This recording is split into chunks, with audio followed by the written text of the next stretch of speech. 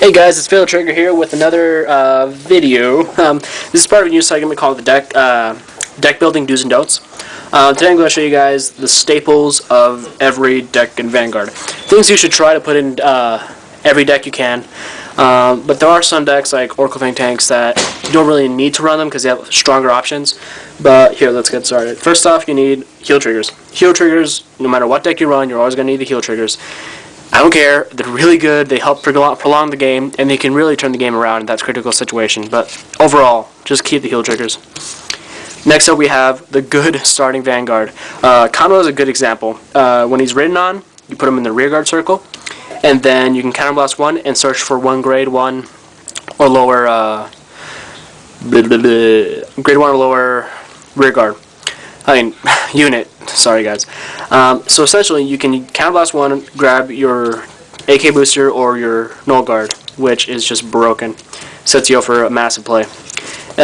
Speaking of null guards, we have our null guard. Every deck should run 2 to 4 is the common number, not just 1. I prefer 3 because first off it's a balance. 2 is it's just too low for me. 4 is too much because it does clog up and you don't want to discard a Bari for another Bari. That's just, it's bad. But 3 is a perfect number because I hardly ever clog up. I usually have, at most I have 2 in my hand, and it's just a good number to stick with.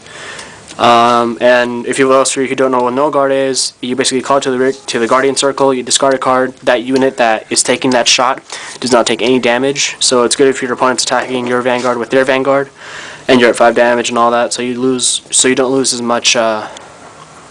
So you don't neg yourself too much, you only neg yourself 2. So yeah. Then we have our AK Booster. Every deck should try to have these guys. AK Booster is there for a reason. When I first started the game, I was like, why do they have that card that has no effects and blah blah blah. Simply because it's an AK Booster, lets most of your units get as high as they can possibly. There's some decks that can run 9K boosters, but most of them aren't as abusable. Toy Poogle for Royal Paladins, for example, check it out. It's like a farting dog.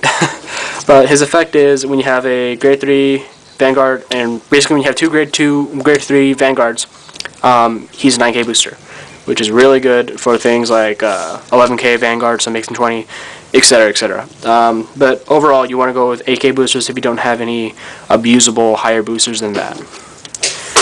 Then we have our 10K grade 2s. These are amazing. Not only are they 10K, which reaches most Vanguard power, for example, Ampharasu's, Soul Saviors, Alfreds, etc., etc., but they can also intercept, which makes them deadly. I've seen a lot of people play their Vanguard with another grade 3 10K, and they have grade 2s in your hand. I'm just like, why?